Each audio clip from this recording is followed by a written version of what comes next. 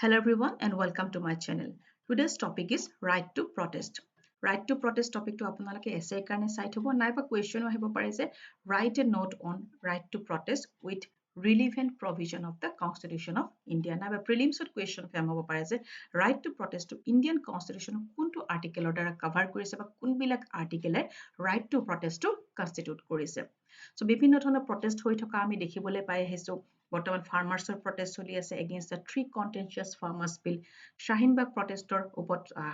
Honourable supreme কোৰ্টে last year judgment দিছে আৰু সেই জাজমেণ্টটো চেলেঞ্জ কৰি পেলাই এখন ৰিভিউ পিটিশ্যন ফাইল হৈছে আৰু ৰিচেণ্টলি সেই ৰিভিউ পিটিশ্যনখন অনাৰেবল সুপ্ৰিম কোৰ্টে ডিছমিছ কৰি এটা অৰ্ডাৰ দিছে গতিকে সেই সকলোবোৰ কথা আজি এই ভিডিঅ'টোত মই ডিছকাছ কৰিম আৰু সুপ্ৰিম কোৰ্টৰ কিছুমান লেণ্ডমাৰ্ক জাজমেণ্ট আছে অন ৰাইট টু প্ৰটেষ্ট সেইবোৰৰ বিষয়ে ডিছকাছ কৰিম আৰু ৰাইট টু প্ৰটেষ্টৰ লগত যিখিনি কনষ্টিটিউচনেল প্ৰভিজনছ আছে ৰিলিভেণ্ট প্ৰভিজন সেই সকলোবোৰ আজি ভিডিঅ'টোত কভাৰ কৰা হ'ব alright then let's get started So right to protestৰ বিষয়ে ডিছকাছ কৰাৰ আগতে আমি ডিছকাছ কৰিম what is protest protest means what is protest so simply বুজিবলৈ হলে protest is a statement or action that shows that you do not like or approve something যেতিয়া আমি কিবা এটা ভাল নাপাওঁ বা আমাৰ মনোপুত নহয় যেটোত আমাৰ এপ্ৰুভেল নাথাকে তেনেকুৱা এটা বস্তু যেতিয়া আমি আমাৰ যেটো ডিসএপ্ৰুভেল এটো এক্সপ্ৰেছ কৰা যেটো way আমি ষ্টেটমেন্টৰ দ্বাৰা হওক বা আমি একচনৰ দ্বাৰা হওক আমি যেতিয়া শো কৰো that is called protest mostly আমি দেখিবলৈ পাওঁ যে protestবোৰ হয় about political issues তো political issues লৈ protest হয় So the protest is about political issues that demonstrate collectively organized to make their views, demands heard by the government and also to influence other citizens to support them. Now, what is the purpose behind organizing protest? The purpose is to publicly interrogate the government about an action or policy and to have them systematically give the same answer. Right to protest বা protest এই wordটো আমাৰ কাৰণে কোনো নতুন নহয় যদি আমি ধৰ এতিয়া আমি কিছুমান protest দেখিবলৈ পাই আছো যে এতিয়া যে protest হৈছে এনেকুৱা নহয় আমাৰ আজি যদি আমি আমাৰ হিষ্ট্ৰী চাওঁ ইণ্ডিয়াৰ তেতিয়ালে স্বাধীনতাৰ আগৰ পৰা যেতিয়া ব্ৰিটিছে আমাক শাসন কৰিছিলে আমাৰ দেশখন শাসন কৰিছিলে তেতিয়াৰ পৰা আমাৰ বিভিন্ন ধৰণৰ protest হৈ আছে সেই বহুত পিসফুল protest হৈছিলে আমাৰ ফ্ৰীডম ফাইটাৰ্ছ বিলাকে তেখেতসকলে they use peaceful protest as a tool for India's struggle for freedom so protest in India has a long and eminent history. আমাৰ জাতিৰ পিতা মহাত্মা গান্ধী তেখেতে অহিংসা নীতি ফলো কৰিছিলে তেখেতে ইণ্ডিয়ান সিটিজেনক শিকাইছিলে যে the power of peaceful protest. Gandhi said that silence becomes cowardice when occasion demands speaking out of the whole truth and acting accordingly. বিভিন্ন ধৰণৰ মুভমেন্ট হৈছিলে protest হৈছিলে ধৰ্ণা হৈছিলে against the colonial policies. Swadeshi movement Satyagraha in 1930. This movement shaped the history of the nation that was the peaceful protest against the colonial rule. তাৰপিছত আমাৰ দেশ স্বাধীন হোৱাৰ পিছত আমাৰ কনষ্টিটিউচন সংবিধান প্ৰণয়ন হল সংবিধানে আমাক কিছু ফান্ডামেন্টাল ৰাইটস দিলে আফটাৰ ইন্ডিপেন্ডেন্স আমি দেখিবলৈ পাওঁ তেনেকুৱা ধৰণৰ বহুত পিসফুল প্ৰটেষ্ট হোৱা ঘটনা আমি দেখিবলৈ পাওঁ ধৰক উদাহৰণস্বৰূপে আমি দিব পাৰো অন্ধ্ৰ ষ্টেট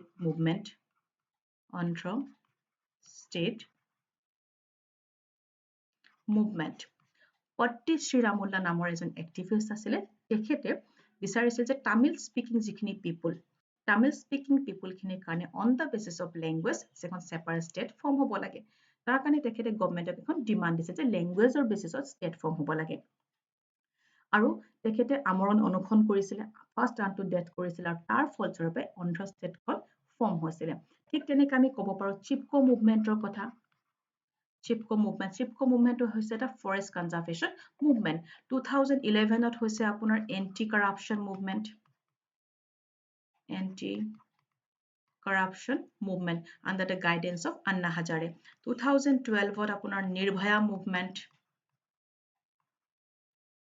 বিভিন্ন ধৰণৰ এনেকুৱা পিসফুল প্ৰটেষ্ট আমি দেখিবলৈ পাওঁ সো প্ৰটেষ্টটো আমাৰ কাৰণে কোনো নতুন কনসেপ্ট নহয় যে এতিয়া কিছুমান ইস্যুলৈ প্ৰটেষ্ট হৈছে এনেকুৱা নহয় আমাৰ আমি যদি ইতিহাস চাওঁ তেতিয়ালে ব্ৰিটিছৰ শাসন কালৰ পৰা দেখিবলৈ পাওঁ যে বিভিন্ন ধৰণৰ প্ৰটেষ্ট আমাৰ ইণ্ডিয়াত চলি আহিছে বৰ্তমান কিছুমান ইস্যু লৈ বিভিন্ন পলিটিক্যাল ইস্যুৰে আমাৰ ইণ্ডিয়াত কিছুমান প্ৰটেষ্ট চলি আছে Now, why is the protest essential? So, protest to কিয় essential? এখন democratic country protest to কিয় essential? Democratic country এখন protest to খুবই important হয় কিয়নো government সময় কেতিয়াবা কিছুমান policies আনে in the interest of the citizen growth and improvement of the country, and public acts as a watchdog and express their opinion. Suppose কিবা policy এখন লৈ গভৰ্ণমেণ্টৰ যিটো আইডিঅলজি আৰু পাব্লিকৰ যিটো আইডিঅলজি সেইটো নিমিলিব পাৰে, ক্লেছ হ'ব পাৰে, তেতিয়া পাব্লিকেও নিজৰ ভিউ পইণ্ট এক্সপ্ৰেছ কৰিব পাৰে বা যদি পলিচিখনত কিবা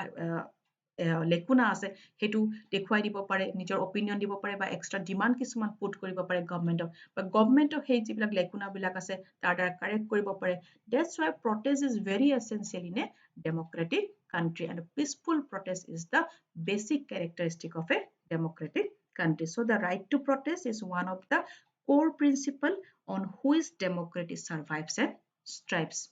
Here the protest plays an important role in correcting errors in actions and policies. So government তেনেকুৱা policies actions বিলাকৰ errors বিলাক correct কৰাৰ ক্ষেত্ৰতো protest এটা important role play কৰে, বা আমাৰ নাগৰিকসকলেও আমি আমাৰ নিজৰ ভিউ পইণ্ট আমি এক্সপ্ৰেছ কৰিব পাৰোঁ through the right to protest. That's why protest is very essential in a democratic country. Right to protest a fundamental right. যদিও আমাৰ সংবিধানত right to protest বুলি কোনো স্পেচিফিকেলি আমাৰ fundamental rightত right to protest বুলি স্পেচিফিকেলি ক'তো লিখা নাই, মেনশ্যন কৰা নাই। অ'কে, যেনেকৈ আমি ধৰক right to equality পাইছোঁ, right to freedom পাইছোঁ, তাত আমি দেখিবলৈ নাপাওঁ যে ফাণ্ডামেণ্টেল ৰাইটছত right to protest বুলি স্পেচিফিকেলি ক'ৰবাত মেনশ্যন কৰা আছে। right to protest যিটো protest word, সেই protest wordটো explicitly ক'তো মেনশ্যন কৰা নাই ফাণ্ডামেণ্টেল ৰাইটছৰ আমাৰ Indian কনষ্টিটিউশ্যনত। Article 19 offers the right to protest. So Article 19 right to protest to Article 19 under right to protest to found. Okay, so it is implicitly derived from the in-depth reading of Article 19. Right to protest is protected under Article 19(1)(a), that is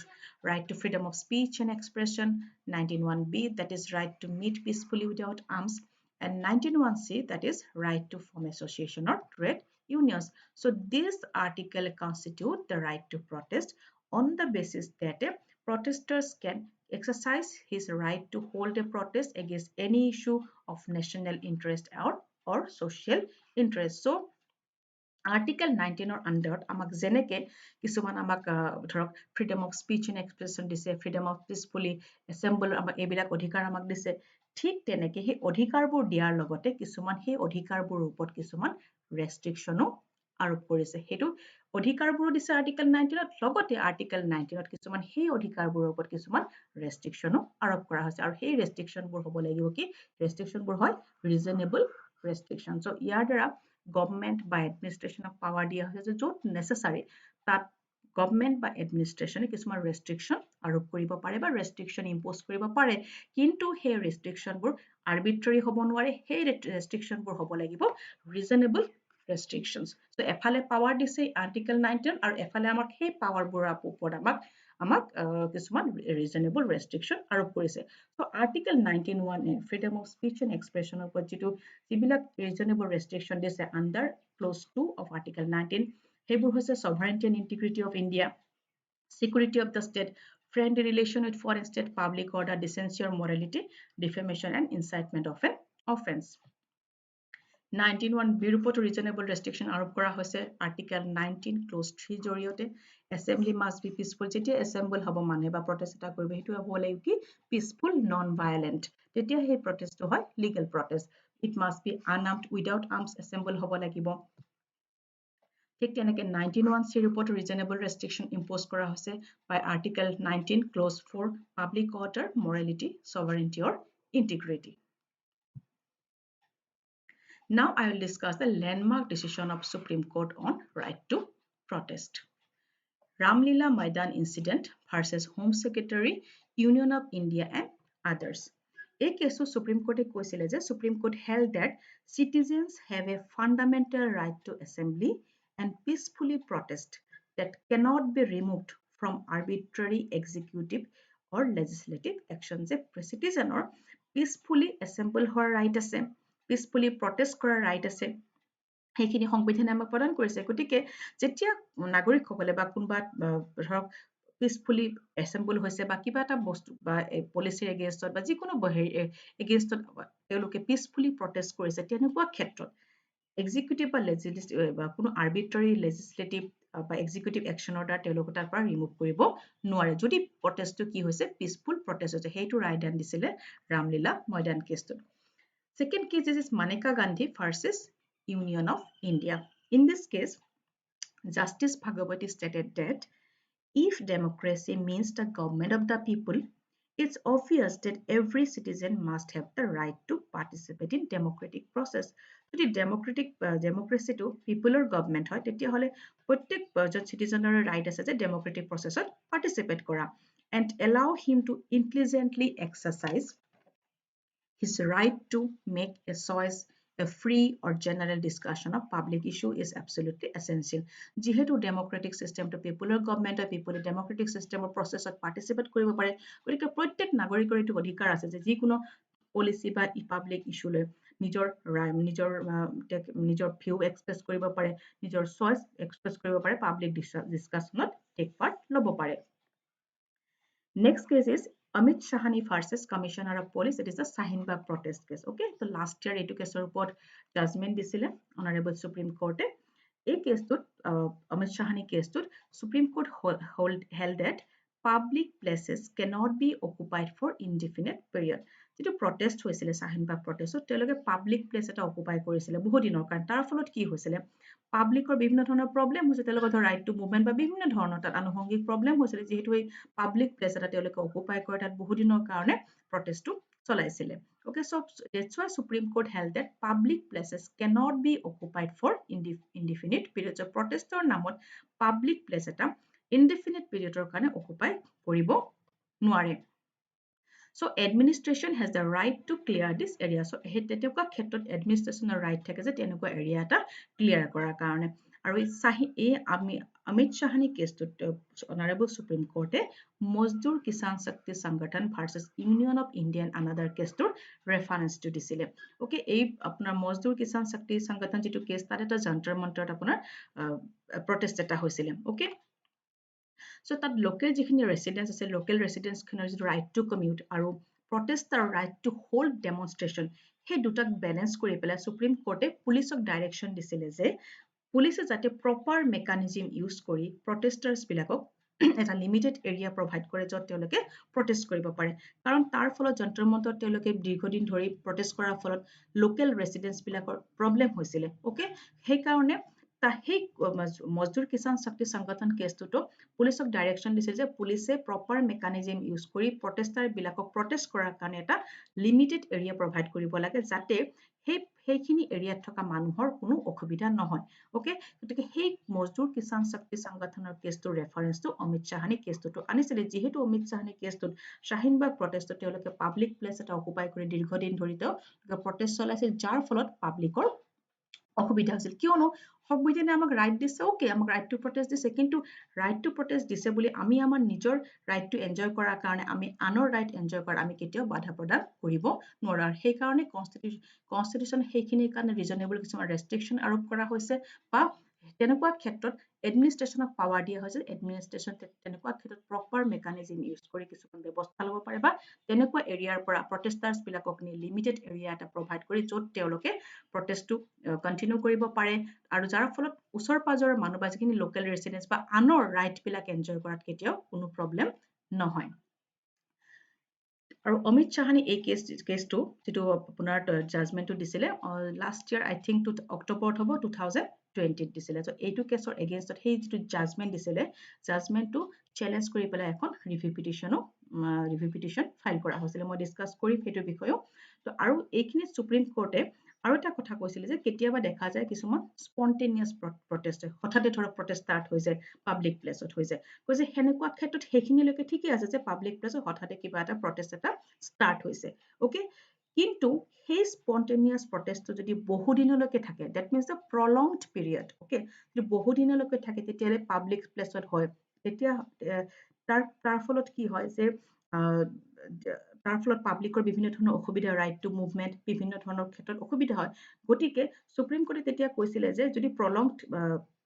ধৰক আপোনাৰ স্পন্টেনিয়াছ protest হয় তেনেকুৱা ক্ষেত্ৰত suppose public প্লেচত স্পন্টেনিয়াছ protest এটা start হৈ গ'ল কিন্তু যেতিয়া প্ৰটেষ্টটো ষ্টাৰ্ট হ'ব তাত দীৰ্ঘদিনীয়া সময়ৰ কাৰণে সেই প্ৰটেষ্টটো চলাব নোৱাৰে তেতিয়া এডমিনিষ্ট্ৰেশ্যনে এটা প্ৰপাৰ এটা প্লেচ দিব সেই প্লেচত তেওঁলোকে ডেমনষ্ট্ৰেশ্যনটো অৰ্গেনাইজ কৰিব পাৰিব যিখন ৰিভিউ পিটিশ্যন ফাইল হৈছিলে শাহিনবাগ প্ৰটেষ্ট যিটো কেছ সেইটোৰ জাজমেণ্টটো চেলেঞ্জ কৰি পেলাই এখন ৰিভিউ পিটিশ্যন সুপ্ৰিম কোৰ্টত ফাইল হৈছিলে সুপ্ৰিম কোৰ্টে সেই ৰিভিউ পিটিশ্যনখন ডিছমিছ কৰিছে so' supreme court has dismissed the review petition challenging the Shahinbag protest judgment passed last year which said that protest should be at a designated place. The protest সাধাৰণতে এটা designated place আছে প্লেছত হ'ব লাগে কোনো public placeত নহয় the order passed on 9th February said that the protest cannot be anytime and everywhere যে protest right to protest দিছে বুলি আমি যেতিয়াই তেতিয়াই বা য'তে ত'তে আমি protestটো আমি start কৰিব নোৱাৰো that's why কৈছে যে protest cannot be anytime and everywhere prolonged protest cannot affect rights of other prolonged যেতিয়া দীৰ্ঘদিনীয়া হ'ব protest এটা হ'ব সেইটোৱে যেতিয়া আনৰ ৰাইটটো কেতিয়াও এফেক্ট নকৰে বা আনৰ ৰাইট এনজয় কৰাত কেতিয়াও বাধা প্ৰদান নকৰে গতিকে এইটো আমি মনত ৰাখিব লাগিব যে আমি যেতিয়া আমি প্ৰটেষ্ট কৰিম কিবা এটা বিষয় লৈ যে আমি নিজৰ ৰাইটটো এনজয় কৰাৰ কাৰণে যাতে আমি আনৰ ৰাইট এনজয় কৰাত কেতিয়াও আমি বাধা প্ৰদান নকৰো So right to protest is a fundamental right and the lifeline of the democracy. The right to protest is a fundamental right and democracy is a lifeline. The right of a citizen to protest and gather peacefully without weapon is a fundamental aspect of India's democracy. Citizen the right to protest enjoy koribo pare ba peacefully teoloke gather hobo pare without arms ba weapon. When a protest turns violent, as seen in some places in recent times, it defeats the very purpose of the protest. কিন্তু যেতিয়া প্ৰটেষ্টবোৰ violent ৰূপ লয় আমি দেখিবলৈ পাওঁ কেতিয়াবা কিছুমান প্ৰটেষ্টত আমি দেখিছো যে খুব ভাইলেণ্ট হৈ যায় মানুহবিলাক ৰাস্তাৰ গাড়ীবোৰ ভাঙে জুই জ্বলাই দিয়ে বা বিভিন্ন ধৰণৰ পাব্লিক প্ৰপাৰ্টি ডেমেজ কৰা আমি দেখিবলৈ পাওঁ তেনেকুৱা যদি হয় প্ৰটেষ্ট এটা তেতিয়াহ'লে প্ৰটেষ্টৰ যিটো ভেৰি পাৰ্পাছ সেই পাৰ্পাছটো কি হৈ যায় ডিফিট হৈ যায় আৰু এনেকুৱা ধৰণৰ প্ৰটেষ্টবোৰ লিগেল নহয় this type of protest are illegal protest okay so' কিয়নো ইলিগেল প্ৰটেষ্ট কাৰণ যেতিয়া পাব্লিক প্ৰপাৰ্টি ডেমেজ কৰে ধৰক গাড়ী চাৰি জ্বলাই দিয়ে দোকান পোহাৰৰ কেতিয়াবা গ্লাছ টাছ ভাঙে আমাৰ সংবিধানত যেনেকৈ আমাক কিছুমান ৰাইট দিছে তেনেকৈ আমাৰ সংবিধানত আমাৰ চিটিজেনক কিছুমান আমাক ডিউটিও দিছে তাৰ ভিতৰত এটা ডিউটি আছে টু সেফগাৰ্ড পাব্লিক প্ৰপাৰ্টি আমাৰ ডিউটি চিটিজেনবোৰ আছে আমি পাব্লিক প্ৰপাৰ্টি আমি সেফগাৰ্ড কৰিব লাগে এণ্ড টু এবজিউৰ ভায়োলেন্স গতিকে যেতিয়া প্ৰটেষ্ট এটা ভায়োলেন্ট ৰূপ ল'ব তেতিয়া সেই প্ৰটেষ্টটো হৈ যায় illegal protest only peaceful protest is legal protest So while enjoying the rights, one must adhere to one's duties and responsibilities in a democratic society. So all protests are legal if they are non-violent and carried out with appropriate permission. So সেইবিলাক protest legal হ'ব যিবিলাক protest non-violent হয় আৰু appropriate permission লৈ proper weight তেওঁলোকে সেই protestটো carry কৰে. The basic obligation enshrined in the constitution require respect for rule of law and not to destroy public property. So it is also the responsibility of the responsible citizens. গতিকে যদি আমি responsible citizen হওঁ তেতিয়া এইটো আমাৰ responsibility responsible citizenৰ এইটো responsibility to use every right when necessary. যে য'ত necessary হয় তাত আমি ৰাইটবোৰ ইউজ কৰিব লাগে not to oppose government actions and policies every time unconditionally. আমি আমাক ৰাইট দিছে বুলি যে আমি গভৰ্ণমেণ্টৰ পলিচিছ য'ত যেতিয়া তেতিয়া যেনেকে তেনেকে আনকণ্ডিশ্যনেলি আমি প্ৰটেষ্ট কৰিম it is not right okay if we are responsible citizen কাৰণ তেনেকুৱা যদি আমি কৰোঁ ইয়াৰ দ্বাৰা কি হ'ব গোটেই কাণ্ট্ৰিখনৰে এফেক্ট হয় গতিকে আমাক ৰাইটবোৰ যেনেকে দিছে আমি ৰাইটবোৰ যেনেকে এনজয় কৰিব বিচাৰোঁ ঠিক তেনেকে আমি আমাৰ ডিউটিজবোৰো পালন কৰিব পাৰোঁ সেইকাৰণে আমি আমাৰ ৰাইটবোৰ আমি সদায় প্ৰপাৰ ইউজ কৰিব লাগে okay আৰু that's why the right to protest is a very essential in a democratic system যাৰ দ্বাৰা চিটিজেনেও নিজৰ যিবিলাক অপিনিয়ন এক্সপ্ৰেছ কৰিব পাৰে বা গভৰ্ণমেণ্টেও তেওঁলোকৰ যদি কিবা লেকু নাথাকে কিবা পলিচিত সেইবিলাক কাৰেক্ট কৰিব পাৰে কিন্তু কি হয় ৰাইট টু প্ৰটেষ্টটো সদায় প্ৰপাৰ ৱেত হ'ব লাগে নন ভায়োলেণ্ট হ'ব লাগে আৰু যিবিলাক গাইডলাইনছ দিছে আমাৰ সুপ্ৰিম কোৰ্টত যিবিলাক কথা কোৱা সুপ্ৰিম কোৰ্টে ধৰক যিবিলাক বিভিন্ন কেছত গাইডলাইনছ দিছে যে প্ৰপাৰ প্লেচত হ'ব লাগে কোনো পাব্লিক প্লেচ অকুপাই কৰিব নালাগে সেইবিলাক ফলো কৰিব লাগে তেতিয়াহে ৰাইট টু প্ৰটেষ্টটো লিগেল হ'ব আৰু যিটো আপুনি ডিমাণ্ড কৰিছে সেই ডিমাণ্ডটো হয়তো পূৰণ হোৱাৰ আপোনাৰ চান্সেছো থাকে বা ধুনীয়াকৈ এটা আলোচনাৰ যোগেদি আগবাঢ়ি যাব পাৰে তেতিয়াহে কাণ্ট্ৰিৰ উন্নতি হয় so this is all about right to protest. Thank you.